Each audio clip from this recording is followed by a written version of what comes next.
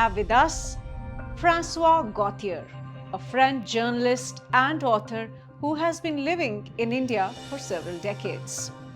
Welcome to Reason, the New Indians platform, where we get to the reason behind the issues that concern you. Welcome, Francois Gautier. Thank you very much.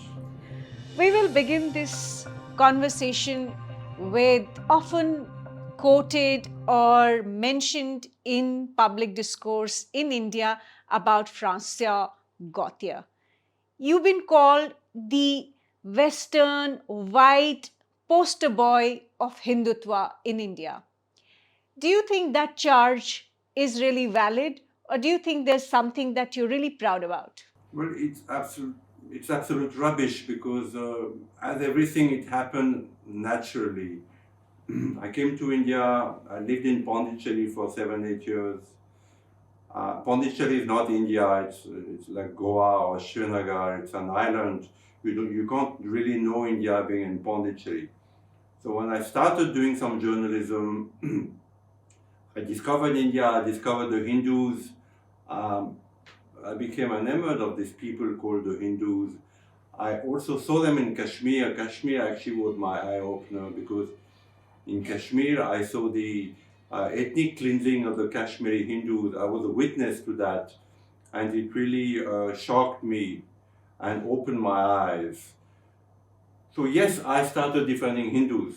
I'm proud of that. I'm proud of that because I think they're wonderful people. They're probably the only people who understand that God can be he or she and manifest at different times using different names with different scriptures. So in that way, for me, they're a people of knowledge. They hold probably the last knowledge in the world. Now, as far as the BJP is concerned, when I came to India, I didn't know the difference between a Muslim and a Hindu. I was a young Frenchman. I had no clue. I had no clue about the world. So actually, it's on the ground that I discovered things and that I experienced things. I saw the Hindus being a majority in India and being such wonderful people that they should have their own political party.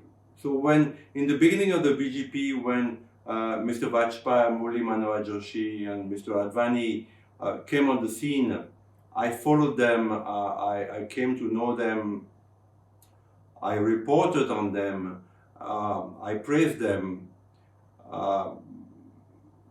So I became known as a defender of Hindus, but actually I'm a defender of India. I believe that India is a special country and holds a special knowledge, and that it's becoming a superpower, and that I should defend India economically and geopolitically. But your critics would say that you've been bashing Gandhi, you've been bashing Nehru, you've been bashing Sonia Gandhi, you have constantly bashed the Congress party.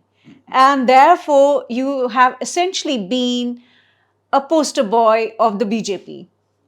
But I'm criticizing Mr. Modi now. I mean, nobody seems to be noticing that I have been criticizing Mr. Modi, and people have been telling me, no, don't do that. You know. Like in the same time, when I used to criticize Sonia Gandhi because she was the actually ruler of India, just being an MP, and Manmohan Singh was just a puppet. And people, my wife, and I'm married to an Indian, my wife, my friends, saying, no, but you're crazy, this is dangerous. And once the French ambassador told me, the Congress is going to throw you out of India. So I've always spoken my mind. I'm a Frenchman. I'm a little militant, but it doesn't make me a hateful person.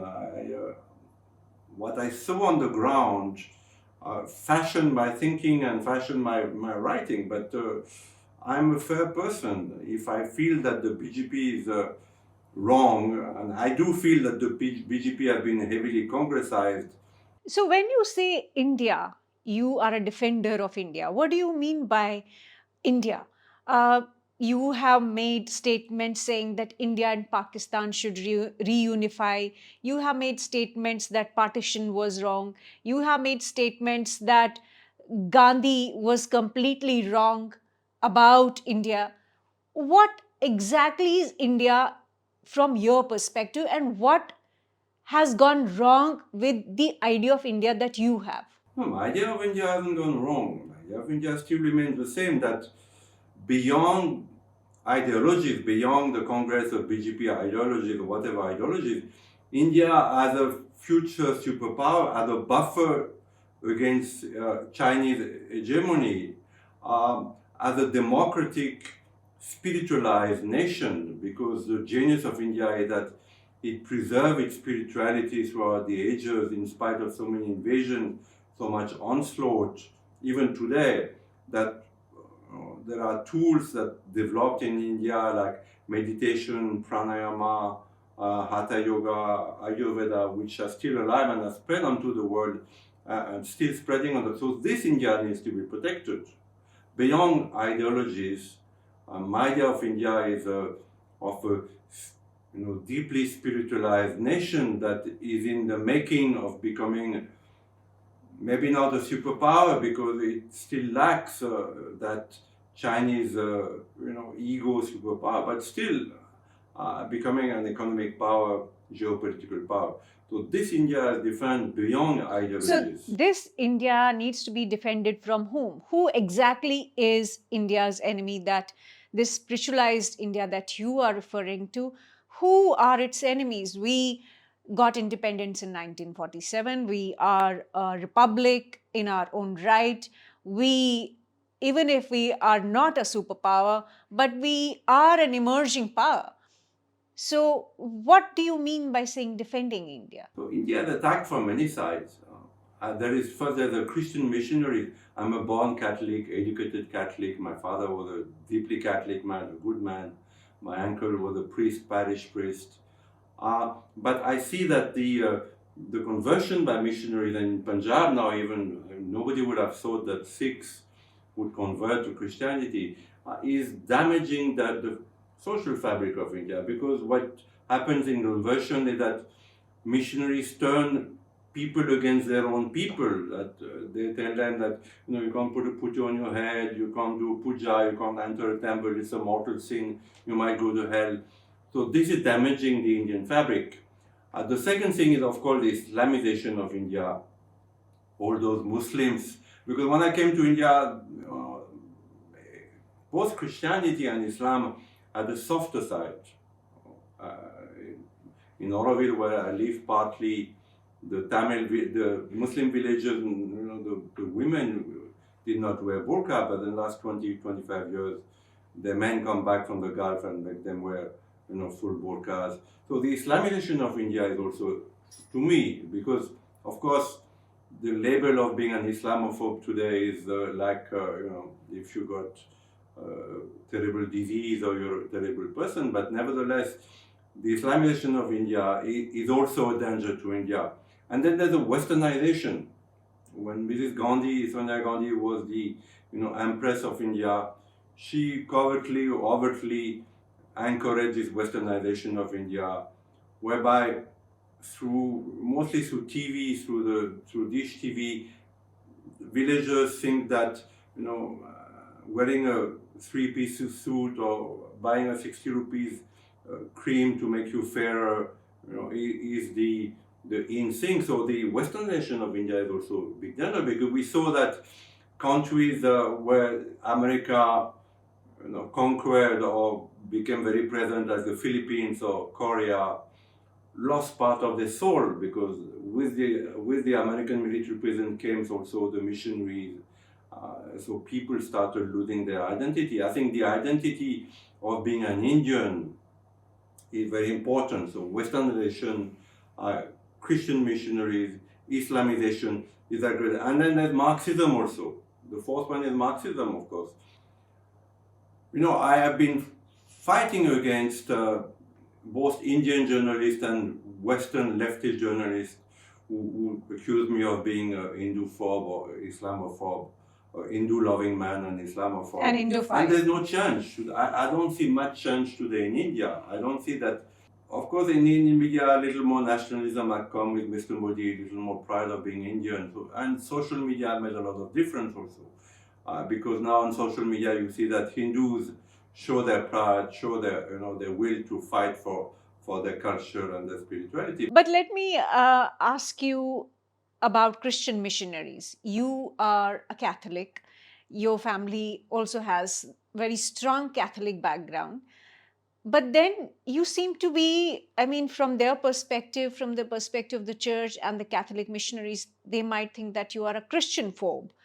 You've been labeled as an Islamophobe, but they might say that you are also Christian phobe. You've been raised as a Catholic, but then you are critical about how missionaries function. Are you saying that missionaries in the world, in the West also, have destroyed perhaps heterogeneity of spiritualism, of various cultures and faiths? Yes, of course. I mean, both Islam and Christianity use their armies to spread the faith. In South America, the Portuguese, the Spanish um, killed the indigenous civilization like the Incas and the Aztecs, which had their own spirituality, and today all of them are Christians. So yes, of course, and Islam did the same on a much bigger scale. But it failed in India, and I hope that Christianity will also fail in India because it kills the culture of people. It just, I mean, true, I'm born a Catholic and I'm a Frenchman. I'm proud to be a Frenchman in many ways. But conversion is an attack on one's psyche, and I think it's a crime. I think it's a crime. The Chinese have no, they don't have the scruple that Indians have. Indians think that all religions are the same, and Christ is also an avatar. True, but what the Christians have done of Christ's teaching, the teaching of love and compassion, has become an army of murders and assassinations. So yes, I think that Christianity is very dangerous for India, and that the Indian government should be a little tougher, because now most missionaries are Indian. You see, they have OCIs. Before there were white missionaries, but I don't see any more white missionaries in India. They are Indians. And the Indian Christianity is the Christianity that I had in my country 50, 60, 100 years ago. It's much more orthodox, much more radical, much more deadly. Christianity has evolved in the West. I have a brother who was a Protestant. My father was a staunch Catholic, came to India, we took him to temples. He didn't feel that he was committing a mortal sin, but an Indian Christian missionary will tell his flocks that don't enter temples. I've seen it myself with my own eyes. And I'm not an historian, but I have studied Indian history deeply. And that famous theory of the Aryan invasion, that white people came to India and converted or forced back the original inhabitants to the south or to the center and imposed the caste system, is totally wrong. It's been proved wrong. Even people like Romila Thapa, they've stepped away from that because they know that it's, scientifically proved wrong. But it's still there. I went to Maharashtra to do something on the Warli a few years back, on the Warli. The Warlis, they do these wonderful paintings. And many of them are converted, and the missionaries still tell them, you are the original inhabitants of India.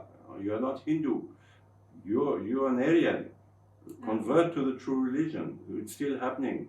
You said that westernization of India is dangerous, Islamization of India is dangerous. But India, historically, if you look at India's history of the last 1200 years, whether through invasion, whether through coercion, whether through Sufism, Indians did convert to Islam. And with the colonial rule in India, Indians did adapt or embrace the westernization, which you think is dangerous. Can we erase history? Can we erase the past? Because there is a very strong culture of Islam in India.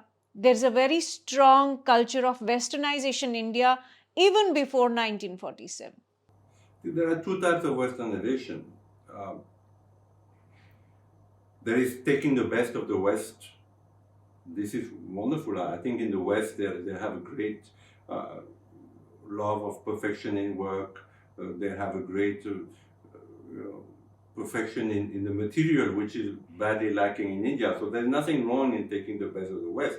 What is wrong is that when your mind is colonized, India was colonized for a long time, and the British were smart enough to send the best minds of India to study in Oxford or Cambridge, and they came back totally, anglicized. And the children and the grandchildren are still have a colonized mind. They think that everything the West does is good, but that is not true. It's not true. In the West, people are looking for answers. People like taking up yoga or meditation or pranayama because they're looking for answers. They don't find them anymore in the West. So this total, taking everything from the West blindly is wrong. Westernization means when your mind is colonized and you think that everything that comes from the West is good and everything that is Indian is bad. And this is what we perceive in Indian journalism, is that Indian journalism looks at India from a Western point of view, always. More than that, from a Marxist point of view. Mm-hmm. Because Marxism once upon a time was an ideology, no doubt about it. Though it has disappeared from the world. Cuba and China are the last two communist countries. You can't call them communist anymore. So what I've noticed is that Indian journalists and media looks at India with Western critical point of view. So they find fault in everything.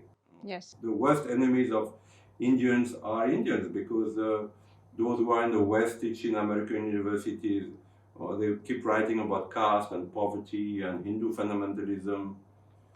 But I live in India and I see differently.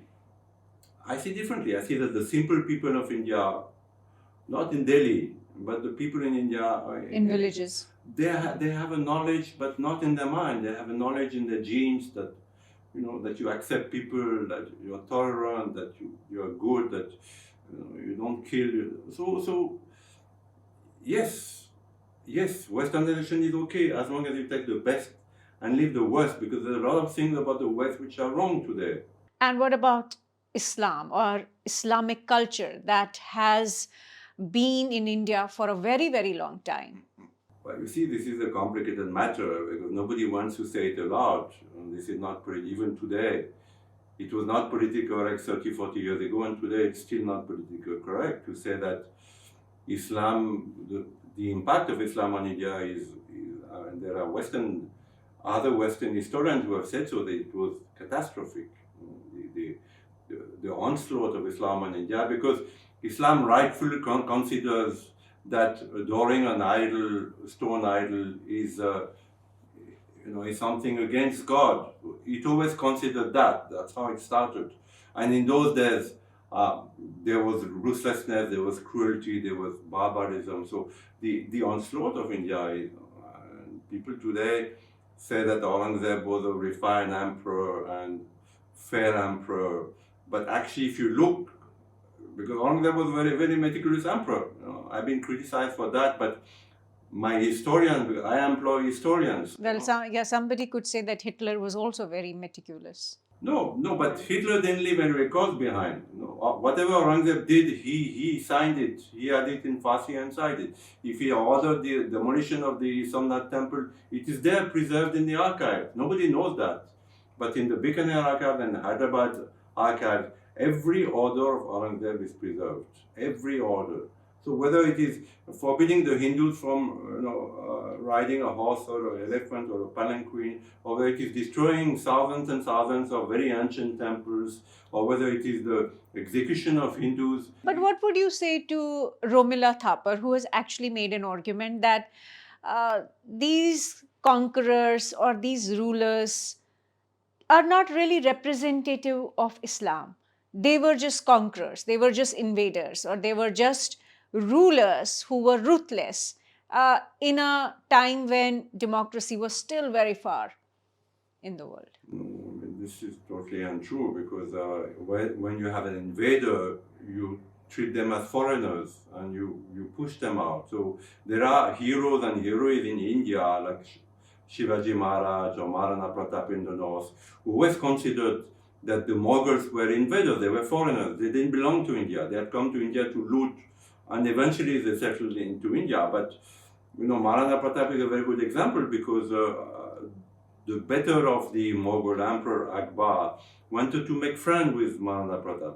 He was the only Rajput who actually resisted the Mughals. All the other Maharajas, they either gave their wives to him or they paid a tribute. Now Maharaja Pratap considered that Akbar was a foreigner. So Akbar wanted to make friends with him and Maharaja Pratap refused. So they fought. The two armies fought in Adilgati, and actually Akbar's army was held at ground. So the problem is that Indians lack nationalism.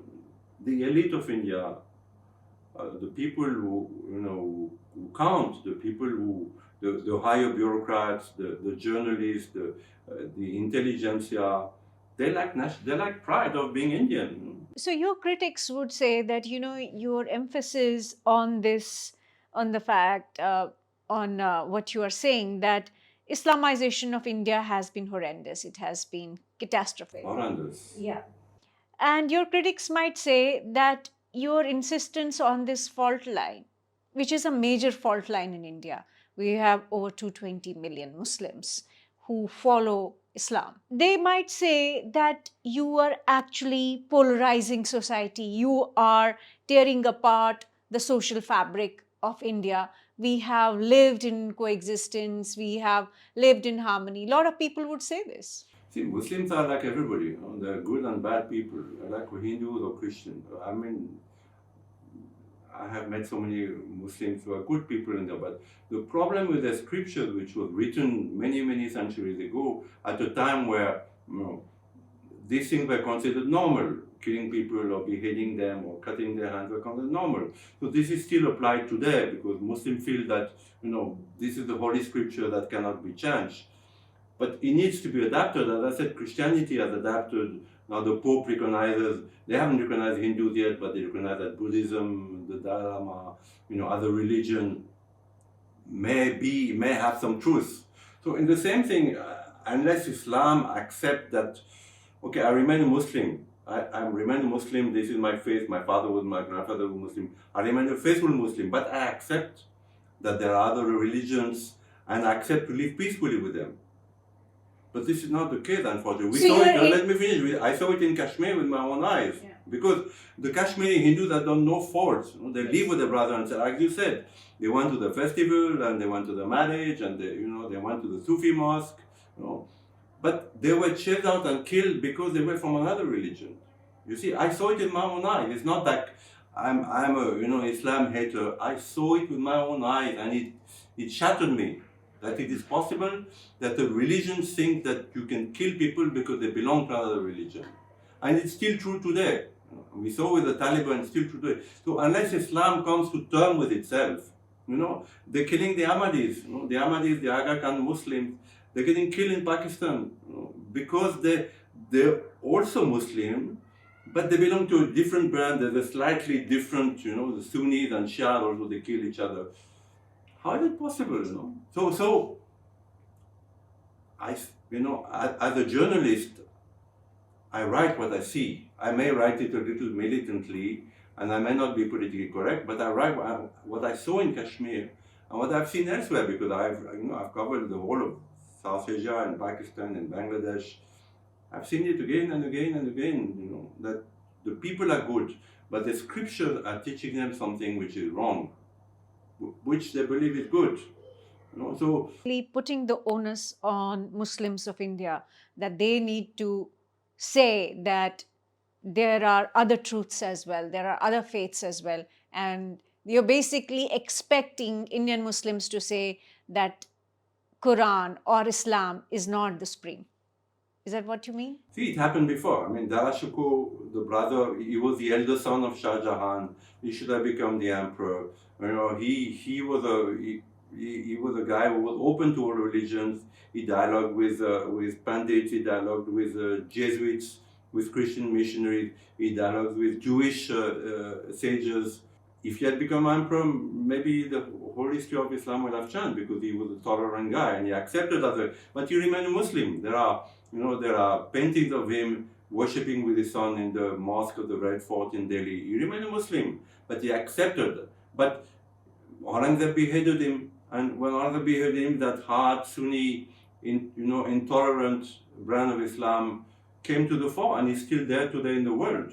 So it is prevailing today in the world. A return of Sufism would be the solution, but the Sufism we see in Ajmer and the Dargah of Ajmer is fake Sufism. It's just fake Sufism. So what is real Sufism? Accepting other religions, that I accept you. I remain a true Muslim, but I accept you. And I'm not going to kill you because you belong to a different faith. But if you look at the majority of Muslims in India, they live next to Hindus. They are, by and large, peaceful. There aren't, episodes of daily violence or Sure. rioting in India. Sure. So, what is your expectation from But them? now that you see every day that there is some, Hindu procession which is being attacked, some Hindu festival being attacked, some guy is being killed, some BJP cadre is being killed. It is not true today, especially in places like Assam and West Bengal and Kerala. It is not true. It's not true. I don't think that today Islam has come to terms with the fact that there are other religions. I'm not saying that all Indian Muslims are on the wrong. Many of them maybe, but when I came to India, it was much better. It was much softer. Oh, okay, so you're saying that there's it has been a only worsening because of the influence of the Gulf countries. The millions of Muslims who go work in the Gulf countries, they come back radicalized. It is true. It is the truth. So how can India, or for that matter, even Europe today, France, for example, also has been facing radicalism among Muslim community. In France, it's even more interesting because in France, these guys came, their great-great-grandfather came as coolies, because the French didn't want to pick up the garbage anymore or do the mason work, so they came as coolies. Now, the great-great-grandson are very educated people. Some of them are the cream of French society. They're poets, they're actors, they're film directors. But, there is always in the background, and this is what I experienced in Kashmir, in Srinagar. I went to meet some very nice gentlemen who were, Muslim retired teachers, Muslim retired high court judges, and they were super nice, But in the end, they always said, we feel closer to Pakistan.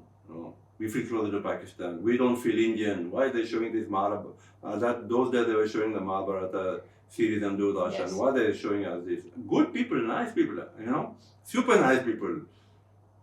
So, does the world have a solution to prevent? You're saying the Gulf countries have influenced countries like India, and Muslims in India. Are you saying that the Islam, the version of Islam that is coming from the Arab countries, is a radicalized version of Islam, and it somehow is not being able, it's not being countered either in India? These people have, they have a very, contrary to Hindus, they have a faith and they fight for that faith. If you look at football, because I play football, I love sports, the influence of countries like Qatar in football is tremendous, because not only or Emirates, not only they fund stadium, they buy football clubs, but their players, are, they're pure Muslim in the sense of, of orthodox and yeah. So, is there a solution? No, I don't know. It looks like at the moment there is no solution. It looks like this confrontation between Islam and the Western world and India and China, because China also has its own problem with the view of Muslim, it's leading to a confrontation. I don't see. But China is putting its Muslims in concentration camps. But how, the moment there is some slackening of the iron hand of the Chinese, this will explode, for sure. This will explode because... So you're saying that Islam is in a confrontation with the world? Islam needs to come to terms with itself. Islam needs first to make peace with its brothers and sisters who are from an Islam or a different branch of Islam, like the Ahmadis and the Shahs. And, first they need to make peace with them, and then peace with the world, because Islam is at war with the world, covertly, overtly, whether it's in football, whether it's in Kashmir, whether it's in, there is a war going on, but people don't want to see it. People want to say, no, no, no, everything is good. And Has the West surrendered to Islam? it's complicated. You see, I mean, you see these migrant boats that are coming now to Italy and France. The Westerners have a guilty complex. Okay, they've colonized country, they have exploited the world. France has colonized half of Africa, colonized in the sense in the bad way. You know? So they feel guilty now. So they see these boats of people, and so they have to take them. What can they do? The boat is going to sink. There are 40, 50, 60, 100 people who are going to die. So they take them. So in that way, it looks like they've given up. But it'll lead to a confrontation eventually. I mean, it has is a already war. been in. Huntington said it, it's a clash of civilization. But it's already happening. We see lots of conflicts in Middle East for the last 30, 40 years. There have been wars in Afghanistan, Iraq, in Libya, in Syria. So many conflicts between the West and Muslim countries. Yeah, but still the West wants to, you see the Biden and all these people, everybody wants to please the Muslim. Everybody wants to dialogue with the Muslim. Everybody's looking for a softer political. Is it because the West hasn't really hasn't found any success anywhere in any of these conflicts in Muslim countries? Whether you look at Afghanistan, you look at the Middle East conflicts, anywhere in the world, the confrontation between the West and Islam, the West has not won even a single war. First, the West is scared of Islam because Islam is, not like Hindus. I can insult Hindus as much as I want, that they won't do anything to me. But the moment I say something in the Prophet, or the guys are ready to die for it. They're ready to blow me up or to blow up, entire planes because of their belief. So the West is scared. I think the first thing, the West is scared. So it's trying to find a solution by dialogue, but there is no dialogue at the moment that can happen. And again, I want to make the difference between Muslims and Islam. Muslims like everybody, there is no difference.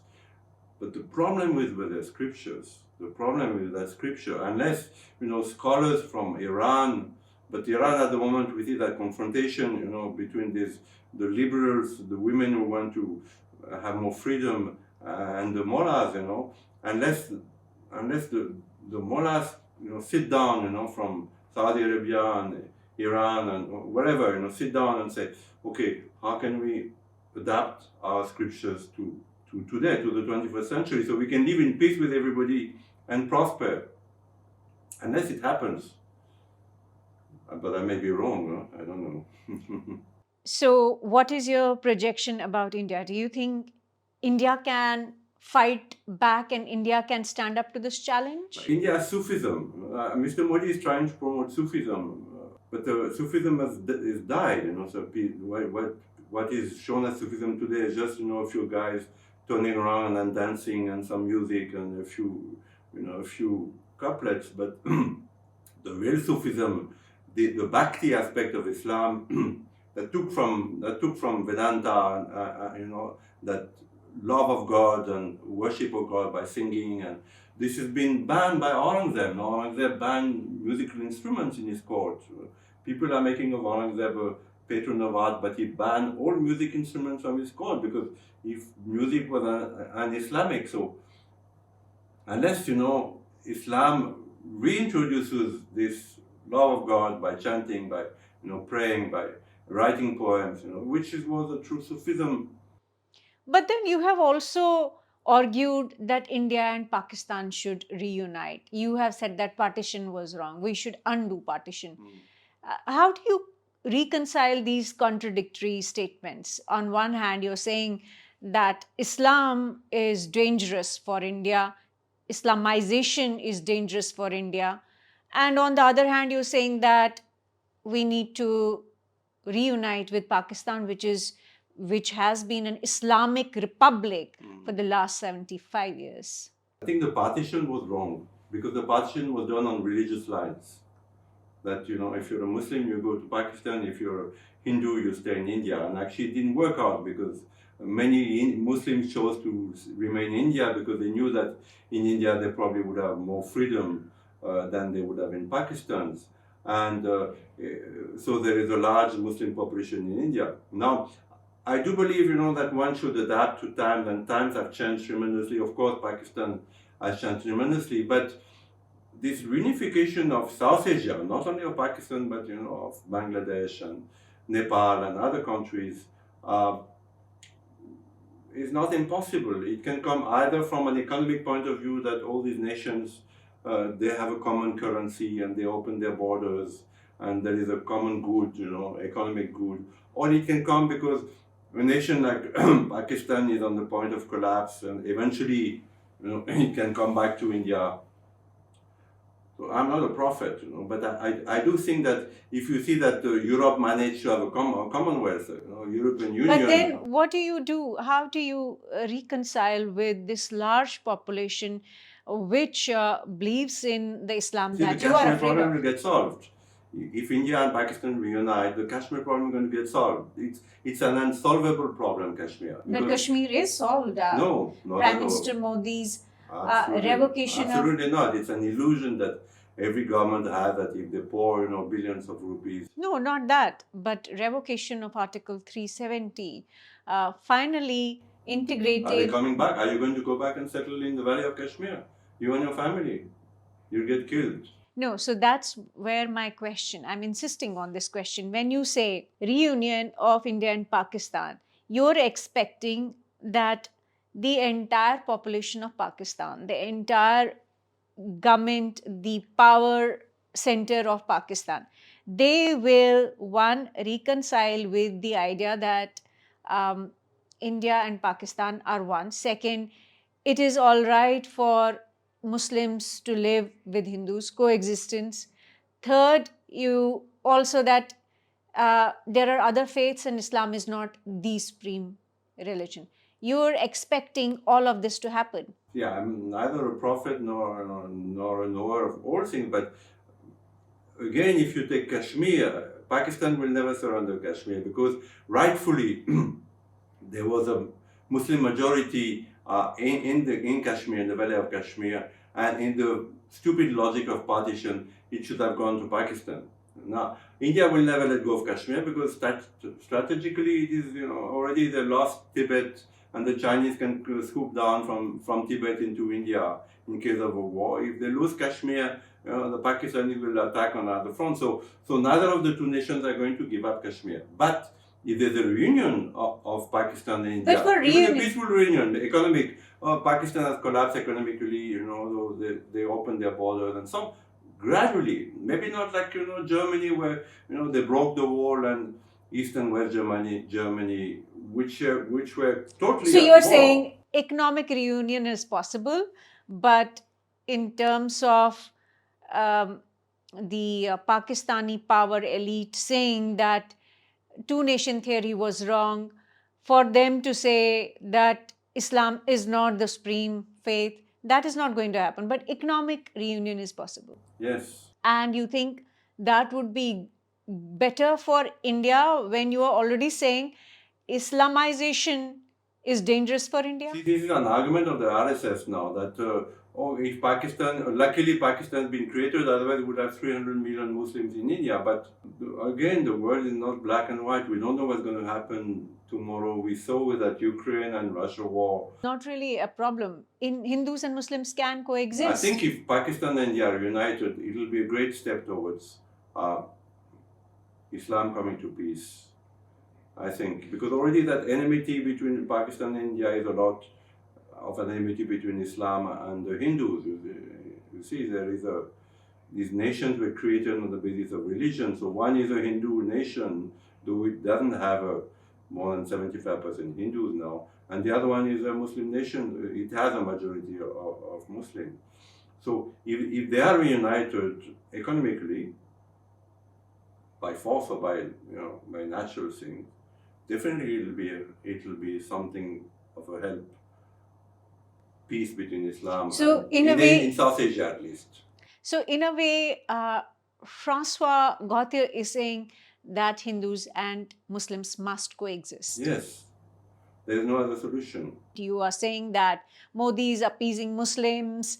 You are making But contradictory maybe I'm wrong, statements. today I met someone who told me that maybe I'm wrong. I'm always willing to admit that I'm wrong. I'm always willing to admit that I'm wrong because everything is so complicated, and maybe I'm wrong. But yes, I'm a defender of Hindus. I remain a defender of Hindus.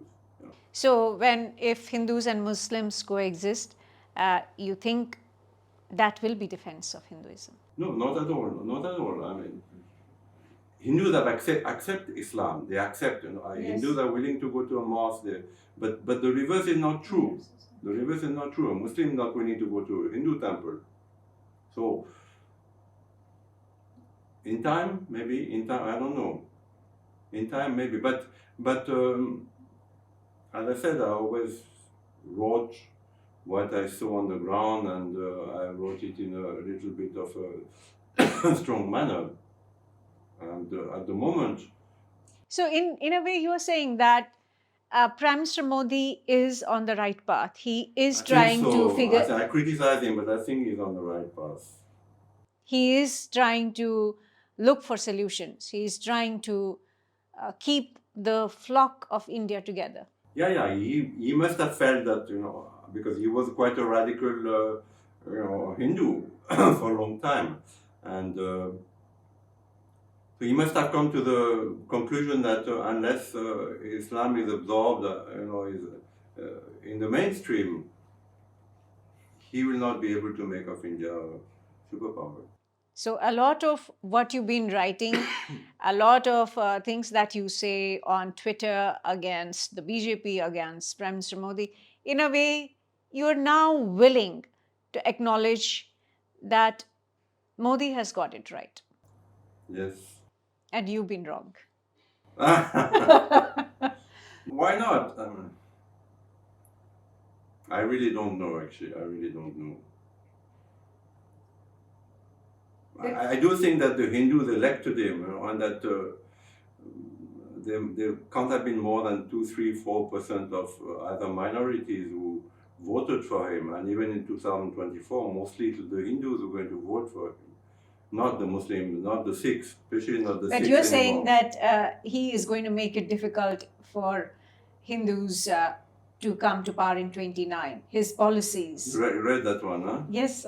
If you supported me, I am indebted to you. You supported me when I was in trouble or when I needed to be elected. I'm indebted to you. Yes. I don't have to be corrupt. I don't have to go out of my way, but I'm still indebted to you. So in that way, I feel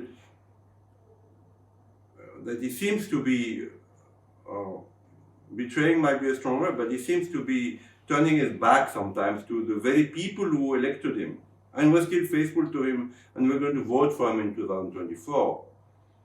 But there are few voices now that it's not only my voice. I'm a non-Hindu, non-Indian. There are few voices, at least on the social media. And I think within his government, nobody dares to say anything anymore. No minister, after the sacking of the BJP spokesperson, of that Nupur and that other guy, nobody dares to say something which is not in the party line, and that is disturbing for me. So maybe his plan is, don't say anything against Islam because I'm trying to do something to bring Islam and Hindus together. Maybe that's his plan, but I don't know. The point is that whether he's right or you are right, we will figure out in due course of time. I would say thank you. It's been a fascinating conversation. Happy to be here talking to you today. Thank you.